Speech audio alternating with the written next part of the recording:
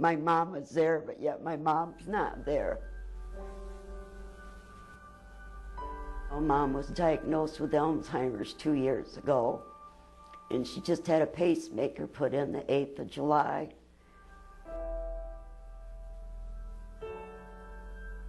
When we were there a few months ago, Mom had her medicines out, and here she'd been out of her one medicine for 3 weeks, and my brother wasn't even aware of it because he wasn't paying attention to my mom getting her medications every day.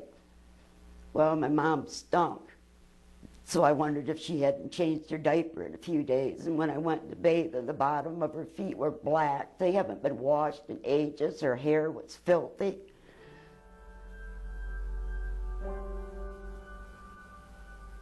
I will not let my mom go back to my brother's. He's not taking care of my mom, and he's taking advantage of her financially. He's not leaving her nothing for herself and for her needs and care. I think the government needs to have funding to protect the elderly from abuse.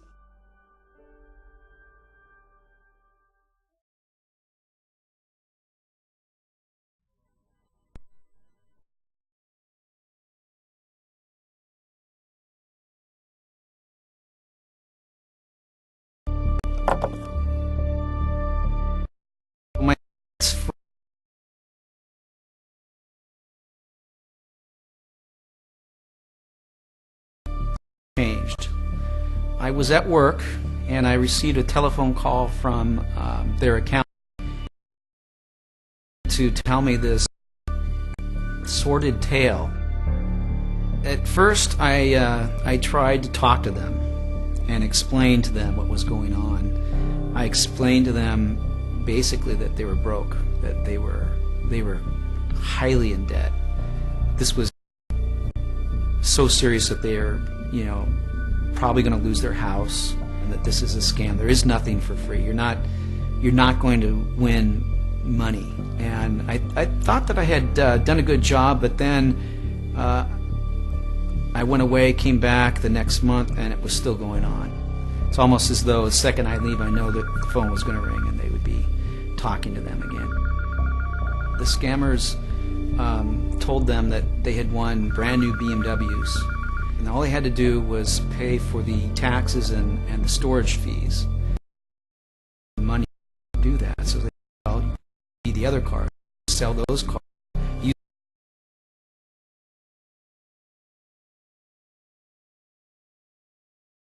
and gave the proceeds to these people. And here they are with no means of transportation. And I said, do you know how much money you've sent them? Well,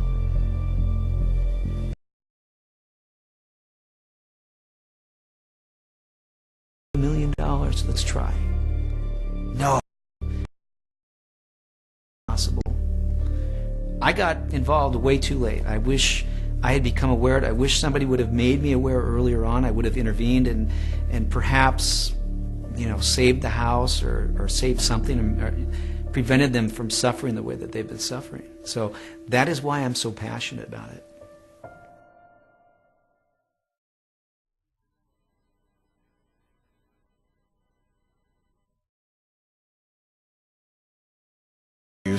Neglect. It's more common than ever before. Right now, our humanity is challenged as we find ourselves in the throes of a hidden epidemic. As 77 million baby boomers age, the situation will become even more desperate, adding to the already alarming rate of elder abuse. Abuse that includes intentional, unintentional, and neglectful acts by family, caregivers, or others. Like many other forms of abuse, like child abuse and domestic violence, it's sort of a family secret. The facts are staggering. 1 out of every 10 older Americans is abused or neglected. That number increases to 1 in 2 among people with dementia. For every 1 case of elder abuse reported, 23 are not. We have thousands and thousands, perhaps even millions, of elderly people in this country being abused. Elder abuse occurs in homes and facilities and cuts across all demographic groups. It causes untold suffering and cost, not just for its victims, but also for those who love them. Victims often live their last years impoverished, injured, and neglected. There are so many elders who are victims of elder elder abuse, whether it's physical abuse or neglect. At 82 years old, I didn't think I'd ever have to go through that. It was hard. I'm afraid to trust someone too much. Imagine, what if someone you love is a victim of elder abuse? I am a victim of elder abuse. What if elder abuse happens to you? The reality is that it could happen to anybody, by anybody, unless people from all generations get involved and speak up. I stand for dignity. I will not stand for elder abuse. In fact, courageous individuals from around the country have started to speak up. We must take care of those who have taken care of us. What has happened to the protection of our seniors? These are the people that built this country, and I think it's time this country took a stand and did something about this. These individuals and those who have suffered paved the way for a grassroots movement to be born. A movement that connects people of all ages and all backgrounds to identify, prevent, and eliminate elder abuse. A movement called the Ageless Alliance. Stand for elder abuse. Stop elder abuse. Alabama will not stand for elder abuse. We are united against elder abuse. The Ageless Alliance provides tools and resources to help those who are currently suffering and empowers people to take action against these unspeakable acts. Our elders have given us so much. Let's work together to ensure that every human being ages with the dignity, respect, and happiness that we all deserve. United, we will make a positive difference in the lives and hearts of our aging society. Speak up and join the Ageless Alliance. Visit agelessalliance.org. That's agelessalliance.org.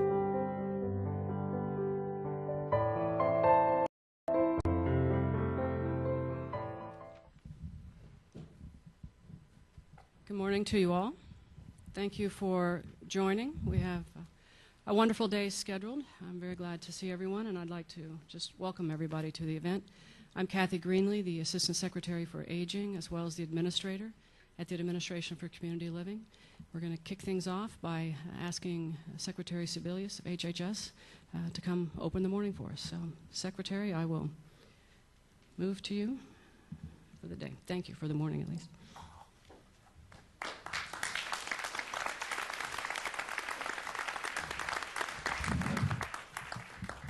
Good morning, everybody. I am so delighted to be here to convene this very important Elder Justice Coordinating Council. We're thrilled to have a chance to bring these experts and advocates together, and I want to start by thanking Kathy Greenlee.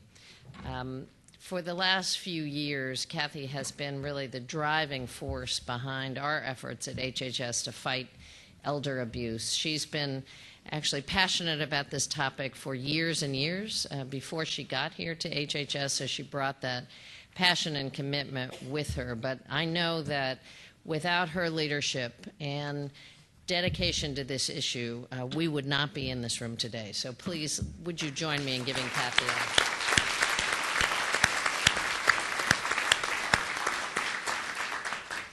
And I know you'll have a chance to hear from some of our great colleagues and partners who I will introduce one at a time. But I want to begin by just welcoming everyone to the inaugural meeting of the Elder Justice Coordinating Council. In particular, I want to thank my colleagues at the front table who have joined us in this all-of-government effort by appearing here today or sending a representative. Now, we're all here for a simple reason, because we believe every American deserves the chance to live their later years with basic comfort and financial security. And unfortunately, what we know is at least 1 out of every 10 older Americans is denied that opportunity due to abuse, neglect, or exploitation. Now, these victims aren't strangers. They're our parents and grandparents. They're our friends and mentors, former teachers, coaches, and neighbors. They have already contributed so much to this nation. They continue to make great contributions, and they deserve to be safe and free from mistreatment and exploitation. But for far too long, too many of these Americans have had to suffer alone or in the shadows. Many seniors fail to report their abuse because they feel ashamed or embarrassed.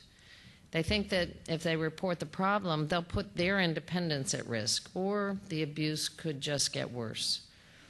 Or they might not even realize they're being exploited by being charged for a service they didn't ever receive.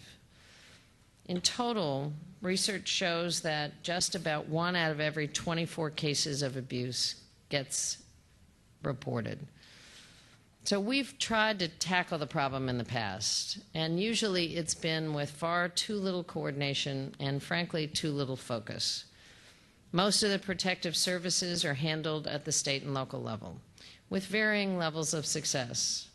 And at the federal level, programs dedicated to fight mistreatment of seniors haven't been organized in a very strategic way, which often reduces the overall effectiveness. And that's why the Obama administration has made fighting elder abuse a top priority.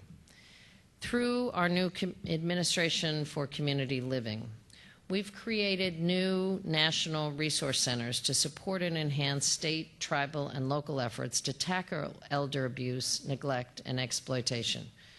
We've established an Office for Older Americans in the Consumer Financial Protection Bureau to focus on the full range of financial needs of seniors, including the serious issue of elder financial abuse and exploitation. And that office is led by a great representative and advocate, Skip Humphrey, who's here with us today. Our wonderful partners at the Department of Justice are stepping up their efforts to prosecute those who financially target and exploit seniors through healthcare fraud, consumer scams, and other schemes. And you will hear from the Attorney General in a little while. Perhaps most important of all, we all fought to pass the historic Elder Justice Act as part of the new health care law. And this June, on World Elder Abuse Awareness Day, I announced more than $5 million in new funding under the Affordable Care Act to help address the lack of solid knowledge on how to best prevent elder abuse. Today, I can proudly report that funds have now been awarded to 5 organizations in 4 states, Alaska, New York, Texas, and California, and to 3 tribes to help test promising new approaches. Our goal is to identify the most successful programs, make them even stronger, and then help them spread across the country. We also took the further step of convening this council. The council will meet a minimum of 2 times a year and will develop recommendations on how we can better coordinate activities related to elder abuse and other crimes against our elders. And in 2014, the council will send a report to Congress describing our activities, accomplishments, and challenges, and providing additional recommendations for congressional action based on our findings. So the creation of this council is a big step forward. We've gathered together all the policymakers at the federal level, and we want to be able to see how programs can work together better and where further actions are necessary. And we'll give experts a forum across government to share suggestions and recommendations for action. Now, our seniors have already given so much to us and to our country. They need to know that their friends, their family, and government absolutely will not stand for abuse, intimidation, or exploitation. We have taken some very important good first steps over the last few years, and now we're here today to start building on those efforts. Again, thank you all for being with us today. I'd like to invite a great ally on this issue, a great friend, and somebody who looks out for seniors each and every day, Attorney General Holder, to come to the podium for a few opening remarks. General Holder.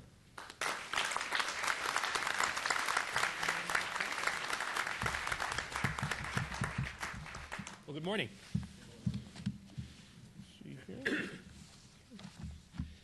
It's a pleasure for me to be here this morning, and I want to thank Secretary Sebelius for those kind words and for the outstanding leadership that she and her colleagues at the Department of Health and Human Services are providing to help meet the needs of our nation's aging populations.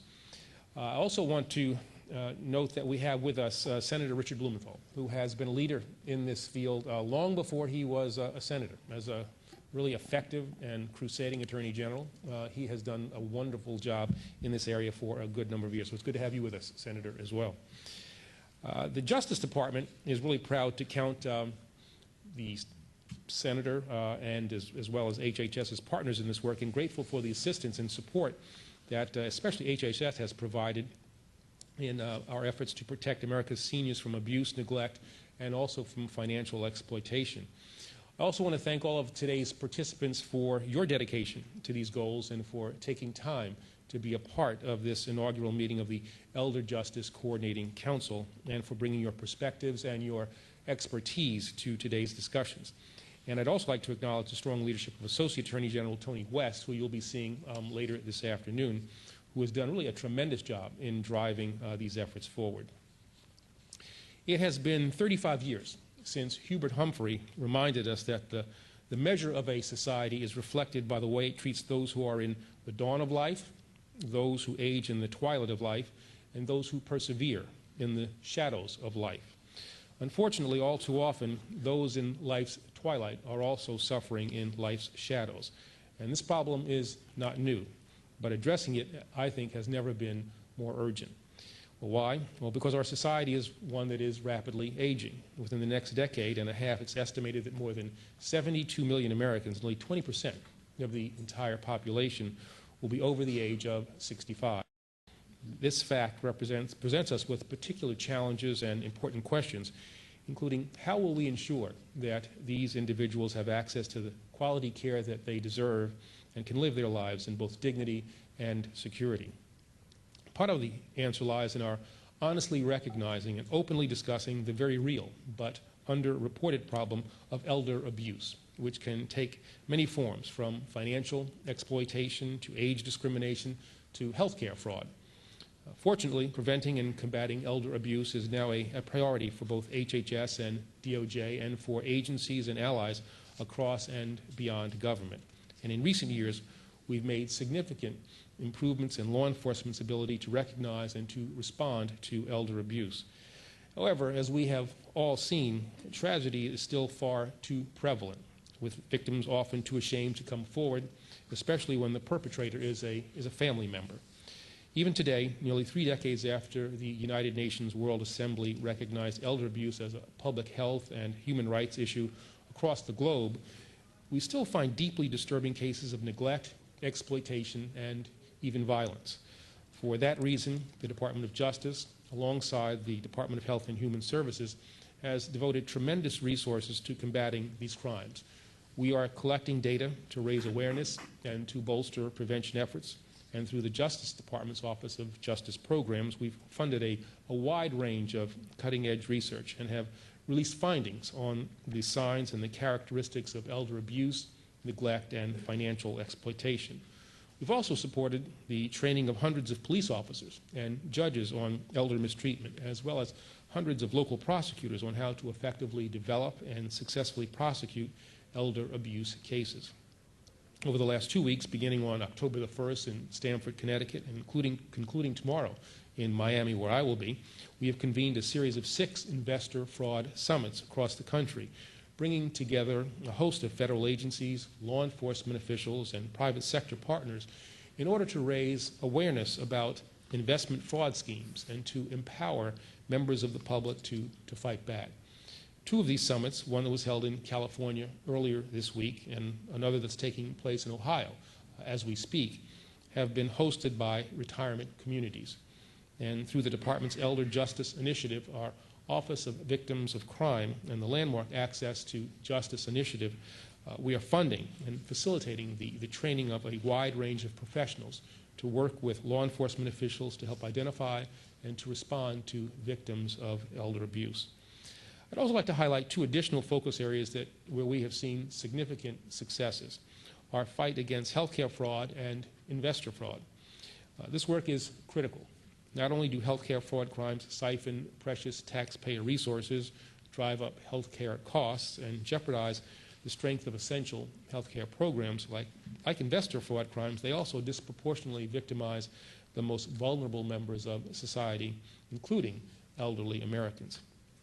That's why the Justice Department has taken bold actions to protect our seniors from all types of fraud and exploitation. And the Financial Fraud Enforcement Task Force, an administration-wide initiative that was launched in 2009, has really enabled us to take this work to a new level by bringing together the biggest and broadest coalition of law enforcement officials, investigators, and regulatory agencies ever assembled to combat financial fraud.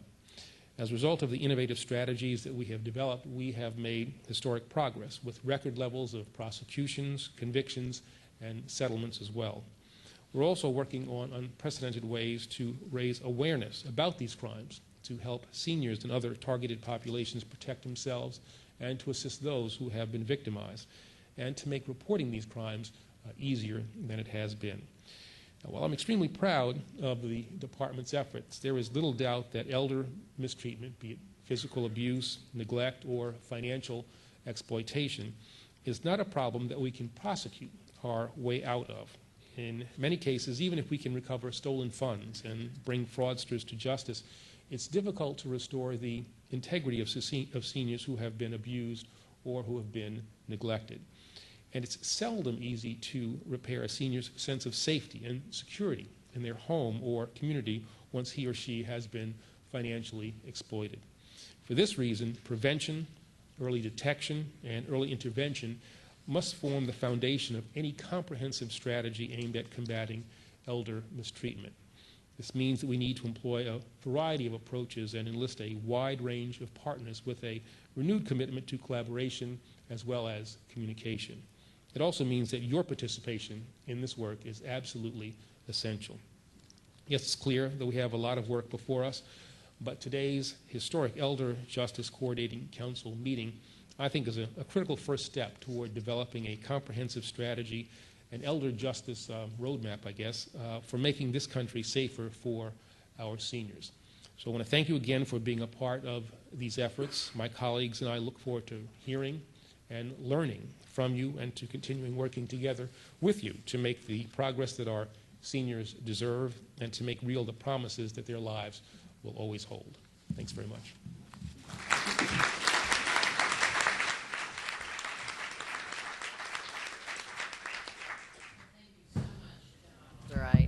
I'm struck by the fact that since our office is in the Hubert H. Humphrey building, I get to see the famous Humphrey quote when our efforts at HHS.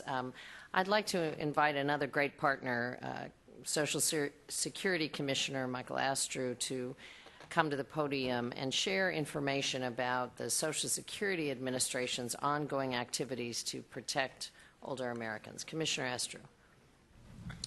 Thank you, Secretary Sebelius. I'm very honored to be here at the meeting, and thanks to Sebelius, Secretary Greenlee, for inviting me.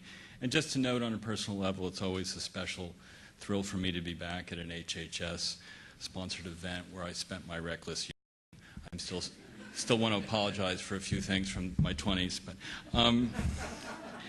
in the very short time I have, I want to make really just one point, but I think it's a tremendously important point that should be the focus of our attention. Probably it's going to take 5 years to get this right. We're starting a very important pilot in Philadelphia at the Social Security Administration to deal with some of the issues that we have in our representative payee program.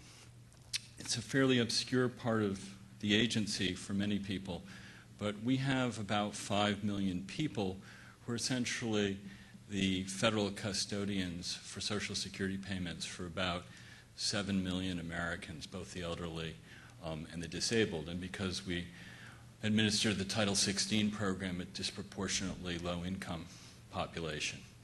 And given all the challenges of dealing with the very difficult issues of this population and how little information that we have both about the individuals who we're trying to serve and the people that we have to evaluate in order to decide whether they're appropriate to be a representative payee. It's actually remarkable to me, I've been working on this off and on for 25 years, that the program works as well as it does.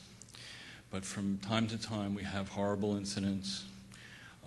There are problems at a routine basis. When we do a retrospective look, a lot of times we say, you know, there's nothing that we could have known. I mean, there's a certain random element to it. But in a certain number of the cases, our people have made the very best choice they could with the information that they had, but the information was not good enough. Or, what's even more common is that federal and state agencies, because many of these people are touched by a number of agencies, simply did not share information on a timely basis. So what we're working on in our pilot is the first time we're going to be tapping into public and government databases for more information that we think might help us make better judgments about whether someone is suited to be a representative payee. I think there's a lot of work to do in the social sciences. What are the best indicators of potential problems? And there are a whole load of statutory barriers and public policy issues and turf issues between various parts of government that need to be worked out. But I think it's very important that if we're making these sensitive and important choices, that we have the very best information possible. And I do want to thank Attorney General Holder and his staff who've been very helpful to us on this effort. We know that we can count on them going forward. This is not a new point, but it is a point where I think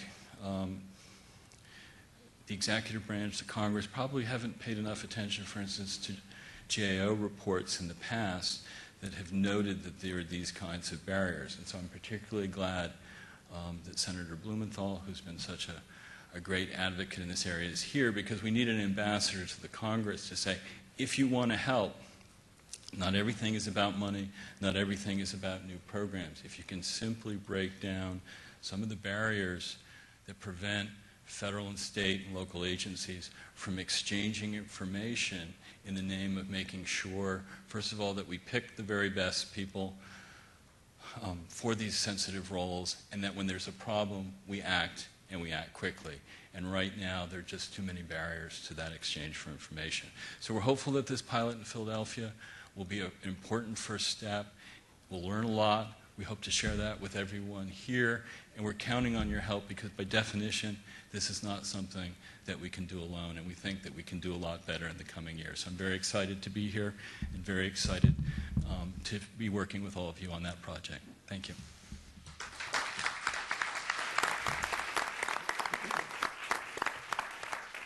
Well, thank you, Commissioner Astor. I want to assure you that what goes on at HHS stays at HHS. Thank you. I'm very relieved. We can keep your youthful indiscretions well within house. I also am struck by the fact that as the Commissioner talked about a 5-year time window, one of the conversations that Kathy and I have had in the past was that we are this reminds me of the early days of the look at child abuse, when there really were not a lot of laws, when there wasn't a big framework, when the conversation was whispered to person, or domestic violence, very similar activities. So we've had a couple of opportunities in this country to lift up what are very dangerous and specific crimes and wrongs happening to vulnerable victims,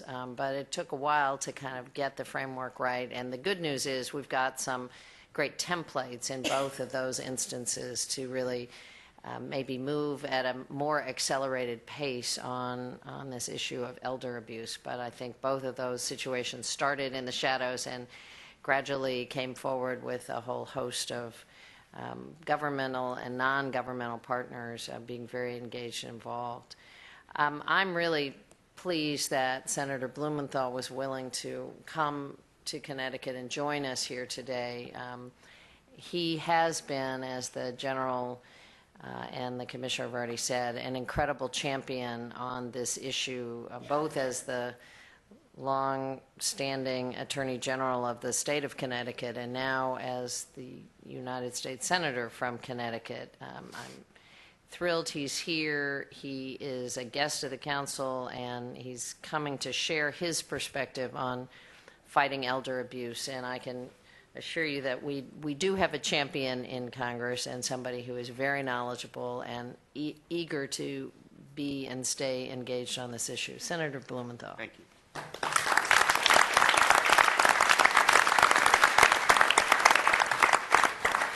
Thank you so much, Secretary Sebelius, and thank you for your leadership in convening this council and on so many issues.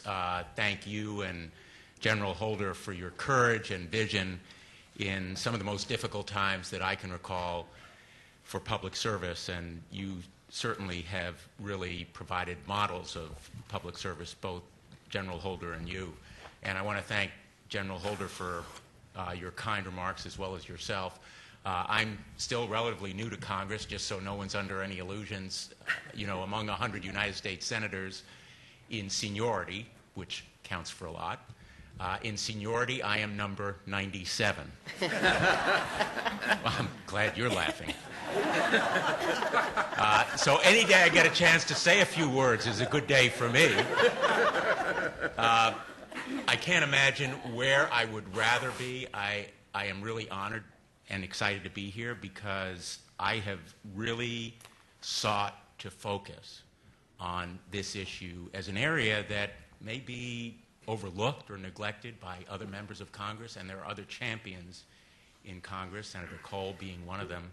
But I have been so privileged to be involved in this issue, to hold 2 hearings, field hearings on my own in Connecticut, and to introduce 2 pieces of legislation focusing on elder justice, both physical and financial as well as emotional. And as you well know, they are linked. They are intertwined. One leads to the other. They are often appear together. I think that today's council meeting is so important because it begins to bring together not only the government folks who are sitting in front of you, but also yourselves as experts in this field, people who can contribute to better coordination and collaboration. Often the response has been disjointed. $12 million spread over 8 agencies at the federal level.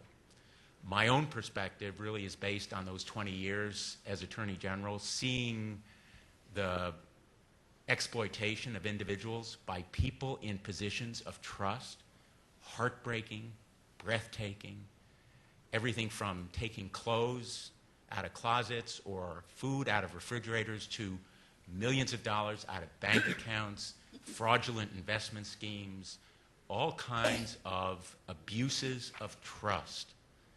And that's where the vision of Senator Humphrey was so important, that we owe people in those kinds of positions of trust and who are involved in trust relationships better than we have done before. I want to sort of make it real for you because these statistics often, I think, fail to convey what is so heartbreaking about some of these stories. At one of these field hearings, we had a gentleman from Unionville, Connecticut, Robert Montava, come to testify about his experience. And I just want to read to you a part of what he said. I come to you to testify as a proud survivor. I survived World War II at the Battle of Iwo Jima in the Pacific. I survived a gunshot wound, which left me 87% disabled and made me a Purple Heart veteran. I survived the loss of my kid brother at that very battle. I survived losing the love of my life, my soulmate and wife, to cancer at a young age. I survived being diagnosed with cancer myself on 2 separate occasions. I share this with you because I am proud that I have always been a fighter, a survivor who could handle whatever situation may come my way, no matter how big or troubling the problem may be. But today I join you to share my story as a survivor of elder abuse. This is a story that is much harder in so many ways for me to share with you because I was victimized at the hands of someone I loved. I served my country with pride and with love. I tried to serve my family the same way. But in all my 90 years, I could never have prepared for the hardship I would be put through as a member of my family, a person that I once trusted, loved, and once called a son. And he went on to describe how his son had taken his house, which he had built with his own hands, a business which he had started after coming back from the war, an auto repair business, and all of his savings, and left him penniless at the hands of his own son. I evoke his testimony because I think that human element is what brings us here today. And the question really for all of us is, what would have helped Robert Montava? What would have helped him? Well, he could have used a lawyer, an advocate, which too many of our seniors lack at the critical point that they need an advocate. Not just a lawyer to go to court, but an advocate to put them in touch with the Adult Protective Service. And they need a point of service, that link. In fact, the Missing Link initiative is one of the Department of Justice initiatives in this area, thankfully. And he certainly needed a champion in the system. And so I think elder justice really means what the justice system so often fails to provide, not only to our elders, but often to our children and others in our society, which is an advocate, someone to champion their plight. We have a lot of work to do. I thank you for inviting me to be a part of this very, very important occasion, beginning a council that was a vision of one of my former colleagues, John Breaux, Senator John Breaux, in 2001. It has been a long time in coming, but it will accomplish a tremendous amount, I am sure, and I hope we can begin by reauthorizing the Older Americans Act, which we desperately need to do, and overcome a lot of the bipartisan divisions that unfortunately have created gridlock in the United States Congress on this issue. We ought to come together in a very, very bipartisan way. Thank you for having me.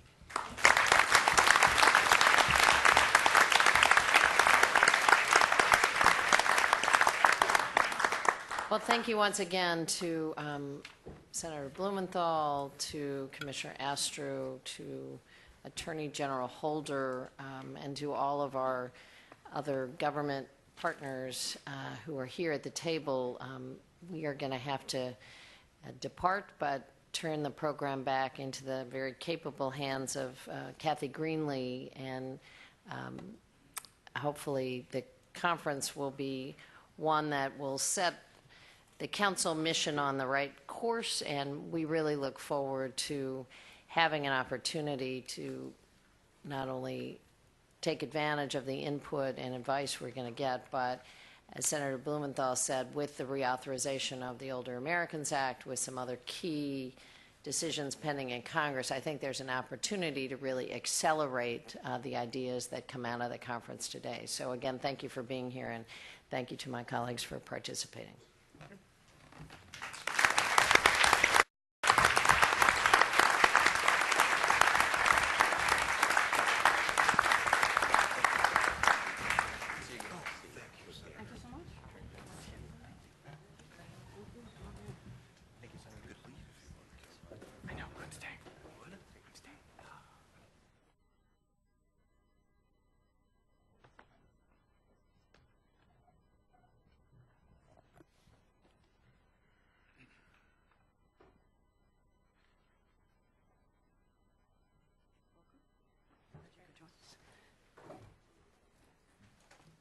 That was fabulous. Very cool. Let me see if this is my mic working? Why did she have it? Okay, I'm playing with my mic. I don't think it's on. Do you all have a mic that's working for me? They're looking at me. Okay, I think it is now. All right. Thank you all very much. That was a wonderful way to start. We will now have the opportunity to hear from the rest of the panelists before we turn it over to our first kind of set of experts who get to speak to us today. So let me recognize first from the U.S. Department of Veterans Affairs, Dr. Robert Petzel, who's the Undersecretary of Health for the VA. Dr. Petzel, thank you for being here. Thank you, Ms. Green. That on? Yeah, I think they activate as we go. Thank you very much. We in the Department of Veterans Affairs are delighted to be here, delighted to be a part of this. We have a unique experience with issues associated with aging and the elderly. The veteran population has aged more rapidly than the general population because of the large number of World War II veterans who are now averaging over 88 years of age in our population. And to date, at the present time, well over 50% of the 6.5 million people that we care for are over the age of 65. And I think that many would agree that the VA has led the field of geriatric medicine, particularly over the last 25 years. So we are delighted to be a part of this. We have, I think, much to offer, and we certainly have much to learn from the other people that are a part of this. Just a couple of words about what we're doing. We're in a unique position insofar as we provide health care to this 6.5 million veteran population, but we also are deeply involved with them financially through the Veterans Benefits Administration. Over 8 million people are receiving some sort of benefit in terms of compensation from the VA. And as a part of that, we have a fiduciary management service that we provide to people who are, for various reasons, unable to manage their affairs. And thus we think preventing the exploitation that's been described here from happening with those people. And of course, the problem is identifying all those people that actually need that service. But in addition to that, that group of people is in connection with our social work services and those people who provide care and case management of older people in contract nursing homes, in our hospitals, et cetera. So we have the opportunity to coordinate both the health care, physical abuse potentials with the financial abuse potentials and really provide a broad blanket, if you will, of services to help protect veterans from neglect, abuse, and exploitation. So again, delighted to be here, and I think we do have much to offer, and I think we have much to learn. Thank you very much. We're delighted to have your participation also. VA represents so many individuals that we work with, so thank you. Next, I want to recognize our designee from the Department of Labor, Jerry Fiala, who's the Deputy Assistant Secretary in the Employment and Training Administration. So, welcome. Thank you, Assistant Secretary Greenlee, and we thank you also for the hard work on this incredibly important day. I'm honored and pleased to be here representing the Department of Labor. Secretary Solis sends her regrets that she's unable to be here personally, but she's looking forward very much to the information that is presented and how we will then use that information to inform our own practices. Among the Department of Labor's primary responsibilities to ensure good jobs for everyone, we administer the Senior Community Service Employment Program, and we do that with our good partners at HHS. And it provides opportunities to enhance low-income seniors' employment. And it also provides millions of dollars in community services to nonprofit and civic organizations throughout the country, and many of those hours are devoted to caring for the elderly in a variety of situations. So in terms of us imparting information through our grantees to enhance the services that they provide, this is an important conversation. And also, we administer the public employment system, and we are now in the process of wanting to figure out how to best expand and serve older workers through that system. And we're not only looking forward to the results of a public-private partnership of pilot sites across the countries who have employed different approaches and practices to train and upgrade the skills of older workers in various regional economies, but we also, through that public workforce system and our state and local partners, we have provided services to over 3 million older workers in the period that 12 months that ended June 30th of 2012 in our 2 major programs through that service. And over many thousands have found jobs through more comprehensive services. So it's important for us to be able to understand the practices and the sensitivities and the techniques to look at and address and avoid elder abuse at all levels. So we have much to learn too. We look forward to today's conversation, and thank you for being here. Thank you very much. I might point out that we had someone join us. We don't have a large print nameplate. I don't know what happened for you there. But this is Julie McAvoy from the Department of Justice. I want to make sure I acknowledge the Department of Justice is still with us. So thank you very much for joining us. Next, we will turn it over. I think we're going to stay down this way to the designee from the United States Postal Inspection Service. Sean Tiller is the Deputy Chief Inspector. Mr. Tiller, welcome. Good morning. Hopefully I'm on. Ta-da! We've got Julie's large print name. Good morning. I'm proud to be here to represent Chief Postal Inspector Guy Cottrell and the men and women of the oldest federal law enforcement agency in the country, the United States Postal Inspection Service. The United States Postal Inspection Service has developed a strategy to combat elder fraud committed through the U.S. mail. These are scams perpetrated mostly by strangers versus the kinds of frauds committed by family members or caregivers. In many cases, the perpetrators are in other countries.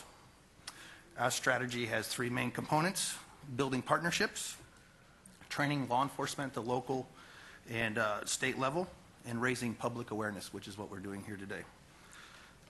As a federal law enforcement agency, similar to what Attorney General Holder said, we realize we cannot arrest our way out of this problem, and we understand the importance of prevention through education. We place a higher priority on combating schemes where the elderly are targeted or disproportionately victimized.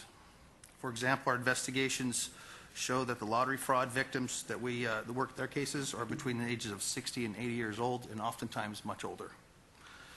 I'd like to show, I think everyone has a sample, a photocopy sample, but this is actually from a true case in the local area of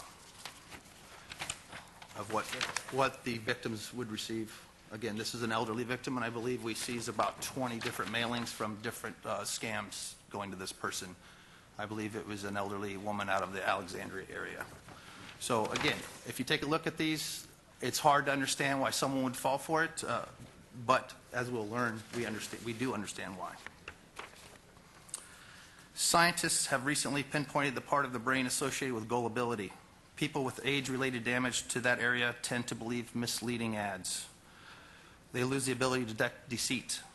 So when they receive a solicitation that says you've won, they really do believe it. They just don't get the lie.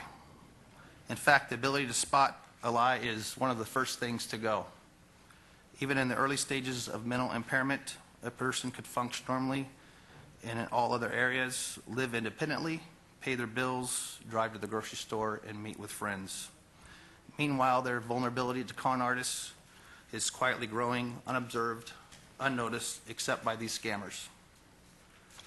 Despite efforts to date, the threat of elder fraud remains very real, whether it takes place through the mail, on the phone, or over the internet, and whether it is carried out by scammers operating within the U.S. or elsewhere. Our strategy is to both prevent, interdict schemes that defraud older Americans. Our success depends on this team effort among law enforcement and others to prevent, investigate, and prosecute elder fraud. We can multiply our efforts by partnering with non-governmental agencies and organizations that can help us educate older Americans and their caregivers. NGOs can direct the victims to law enforcement like us at the United States Postal Inspection Service and to resources that help prevent re-victimization. Hopefully everyone saw earlier the first video. That is one of our videos that we have, and we'll hopefully see some today. And as you'll see, there's a pattern of re-victimization. We are reaching out now to NGOs and other stakeholders, and many of which are in the room today, and to work alongside of us. And hopefully we'll have a very productive day, and thank you.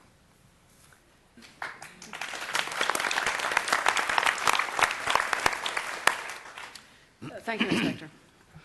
Next, Federal Trade Commission. Designee is Charles. I think we call you Chuck. So Charles Harwood, who's the Deputy Director, Consumer Protection of the FTC. Thank you for joining us. Thank you, Kathy. I appreciate the opportunity to be here today, and I want to extend the apologies and best wishes of the FTC Chairman John Leibowitz, who would like to have been here today, but is unfortunately out of town. The FTC, as a broad consumer protection agency, has long concerned itself with unfair and deceptive practices that cause harm to elderly consumers, senior consumers, particularly financial harm, and cause result in financial exploitation of senior consumers. For example, as the Postal Inspection Service representative already mentioned, lottery frauds are an area in which we've often seen senior consumers particularly victimized. The FTC has filed numerous cases against lottery fraud schemes. We saw the video just a minute ago about that. And frankly, our partners in that area have included the Postal Inspection Service, which we're grateful, the U.S. Department of Justice, and states' attorneys general. Other kinds of cases we've filed over the years, including some very recently, have included various sorts of investment schemes, timeshare buybacks, certain kinds of biz ops. Just a week or so ago, we filed a case involving a medical insurance plan that was being telemarketed to consumers, including retired consumers, in which the marketers were claiming that it was a better deal than the insurance coverage the consumers presently had. The evidence we put on in this case, which I'm glad to say we obtained a temporary restraining order stopping the telemarketers' activities, included testimony from a retired consumer who described how she had been convinced by the telemarketer to switch from her general major health insurance policy to this special medical plan. Sadly, 4 months later, her husband was diagnosed with aggressive cancer and died, and the consumer was left with enormous bills when she discovered that this medical plan was in fact nothing like the kind of medical insurance that they previously had. So the only good news out of that sad story is that we were able to stop the telemarketer in a case we filed in Florida just last week. So since this is about coordination, I want to briefly talk about what the FTC is doing in this area going forward. Let's face it, coordination begins with understanding what your partners and potential partners are doing. I want to just mention briefly 4 things that the FTC and the FTC's Bureau of Consumer Protection divisions are working on that might be of interest to those of you in the room.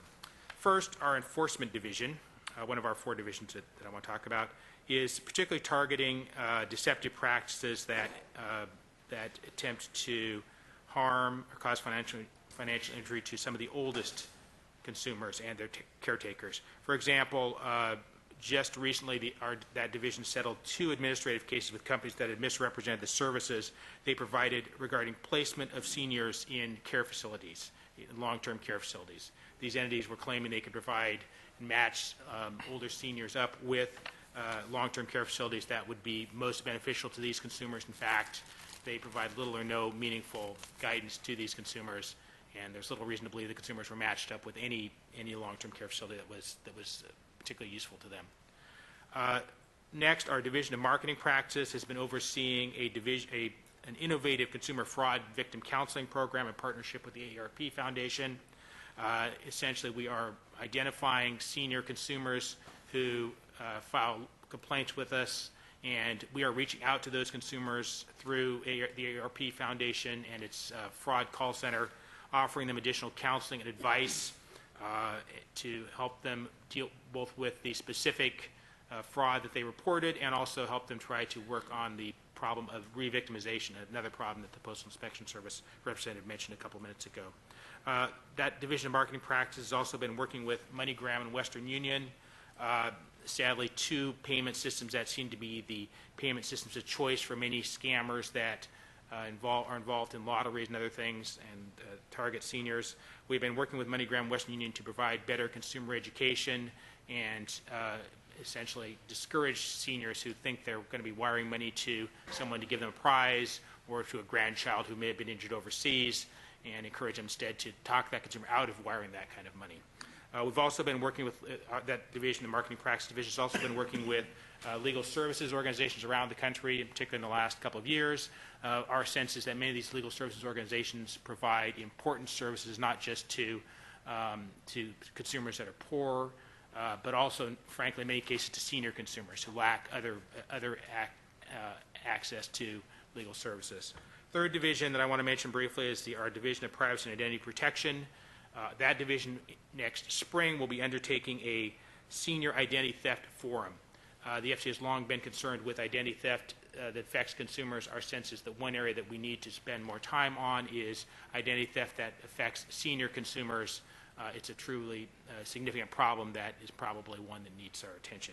And finally, our Division of Consumer and Business Education, the FTC, has been involved in numerous consumer education initiatives, including initiatives involving imposter scams, lottery scams, wiring money and prize offers, work-at-home schemes, and a variety of things of that nature. So that's a quick summary of what the FTC has been doing and look forward to doing. I think things are things that we would very much welcome the opportunity to coordinate on and work more closely with, and I thank you for the opportunity to speak today. Thank you. Thank you very much.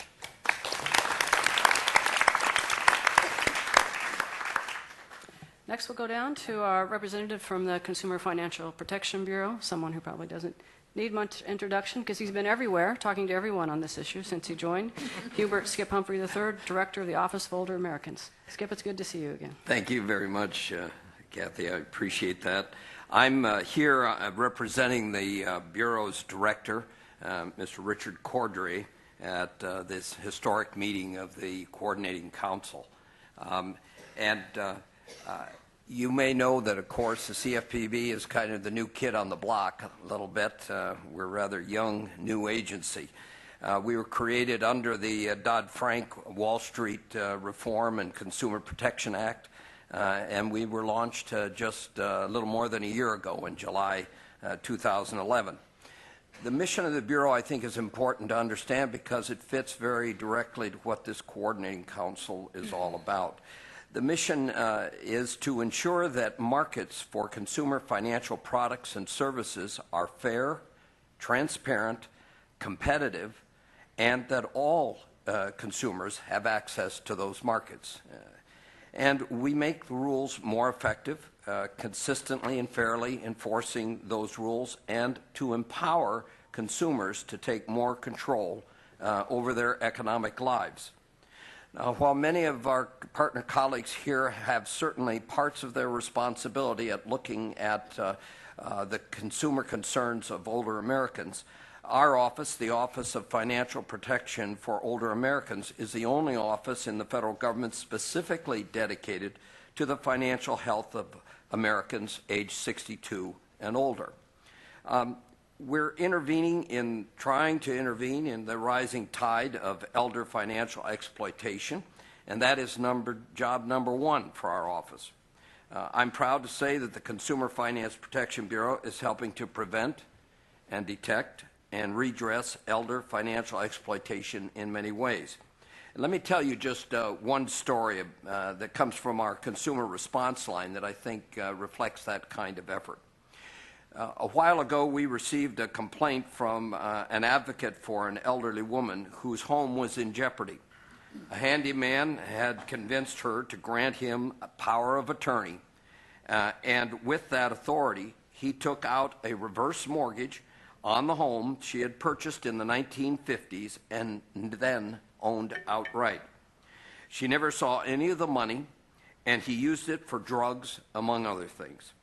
Now, after we received the complaint from her attorney, who informed us that Fannie Mae had foreclosed on her home, less than a week passed before our team was successful in getting word to Fannie Mae that they had advised their attorneys, to cancel the eviction proceeding and work towards an appropriate resolution with HUD.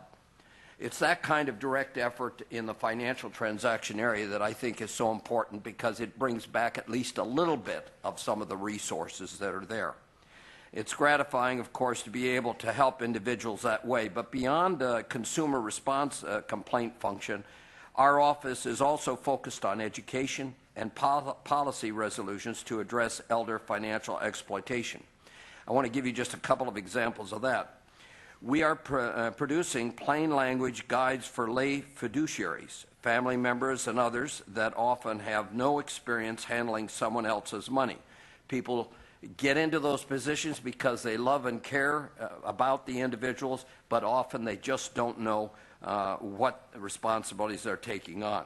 And this manual for agents under power of attorney, guardians, Social Security rep payees, and others with legal authority will also teach them to spot red flags for the abuse by third parties. And Naomi Karp is here from our office, who is heading up that effort to produce those good guides. And also we're working to produce a national guide to provide operators and staff of congregate care facilities like nursing homes and assisted living, to provide them with the skills to identify and intervene in the exploitation cases. We're developing an awareness program on how to identify, prevent, and report fraud and scams and other forms of elder abuse called Money Smart for older adults, in collaboration with our partner, the FDIC.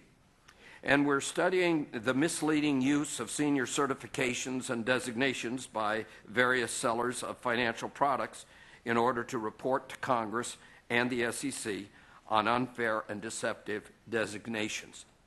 We're supporting our local, regional, and statewide coalitions between service providers and government agencies and financial institutions and law enforcement officials, certainly at the local level. And today I look forward to hearing from my colleagues at the other federal agencies about their programs and ideas. I've already taken down some notes. I think we've got some good opportunities to be working even more closely together than we are today. And certainly from learning from them and from the expert panels that are going to share their knowledge and suggestions today. So I want to thank you for this opportunity, and I think for sure that together we can harness the talent and drive that certainly has been witnessed here today already. I really look forward to working with all of you. Thank you very much.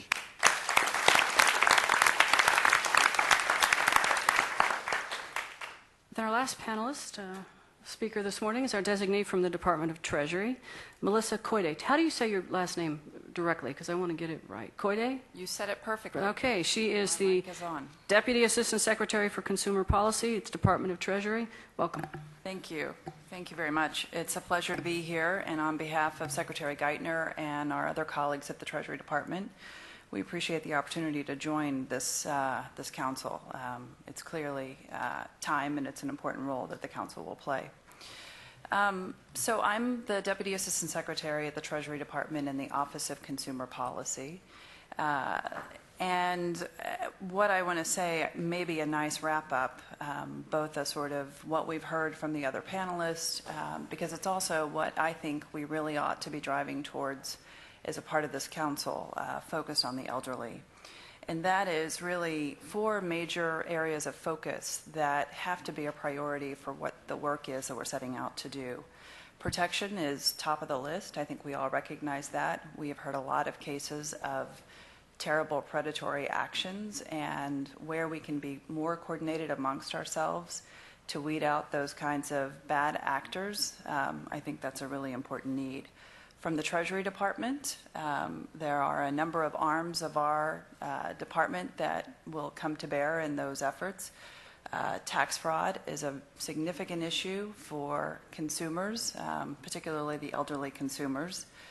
And then we also have at Treasury the responsibility for dispersing billions of dollars in federal benefit payments. That's another important area that we are focused on protecting benefit recipients, making sure that they're getting their money, they're keeping it, and it's being delivered to them safely. I think many of you probably realize at Treasury we are moving in the direction of going all electronic with the disbursement of those payments. In many ways, that is a big opportunity to ensure that those monies are being delivered securely as opposed to being delivered on a paper check. But we really need to make sure that that process happens well. So that's a big piece for us in the protection realm. Another area that is clearly an important need, and it's a tough one, is really around education and resources, and I'm putting those two together. How do people make decisions and assess when they're getting information electronically via email that's coming to them through friends and family? What are the safe and trusted resources they can turn to? So I hope that's another important part of what we're going to be focused on here. Where are they going to secure advice? And then another piece of this really is actually having access to what are safe and responsibly designed products, both from the account that they may be receiving their money into to the investment products that they may be turning to. I think we need to make sure we don't lose sight of the fact that while we're trying to get rid of the bad, we need to make sure that there are good options available. And I do think that in part the disbursement of these payments into this Direct Express product, Direct Express is the electronic account into which Social Security recipients are getting their, and where we're going by March of next year to have those monies dispersed fully into these Direct Express products. That, for instance, represents a clearly defined, safe electronic account into which these monies can be dispersed. So that's one way where we're leveraging the fact that we are a market actor as a payments distributor to make sure that the elderly have a safe product that they're able to access. The other piece that I just want to mention too, at Treasury we are the lead for two bodies, which I hope we'll be able to bring to bear to the work that we're doing here. One of which is the Financial Literacy and Education Commission, and Director Cordray is our vice chair. We've been working very closely with the folks at the CFPB with this 21-member agency that is focused on building the financial knowledge and the financial capabilities of all Americans. I think there will be some really nice opportunities to bring what we're doing in that work with those 21 agencies to our objectives here with this council. And then we are also the lead director for the President's Advisory Council on Financial Capability, which I define as sort of a brain trust for us, as we are setting out both policy and, well, three goals: policy goals, research agenda items, as well as program activities across federal agencies. So that's another body that I think we will be able to bring to the work that we're doing here. So with that, I will end. I look forward to the conversation. Thank you. Thank you very much.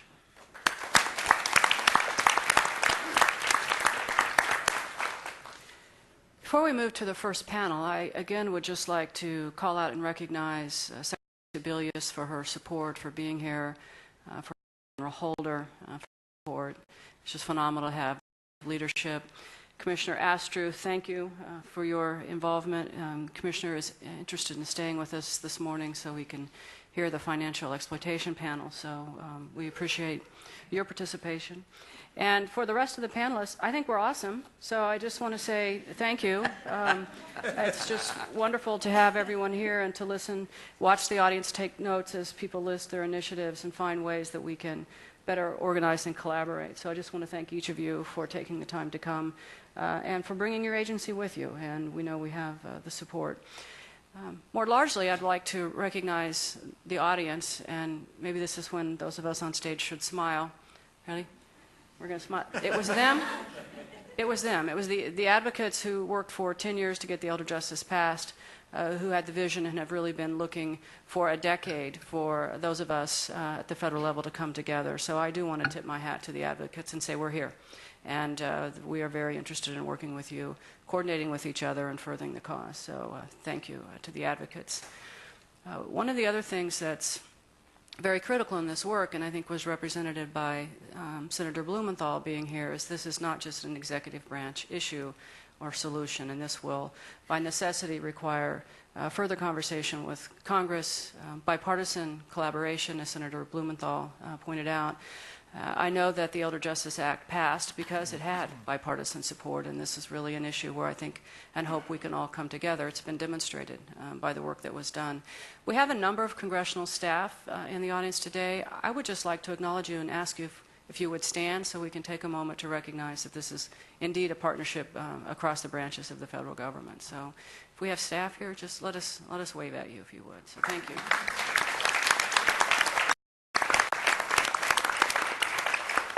So why don't we have the first three panelists come forward, if you would take your places as we get ready to move.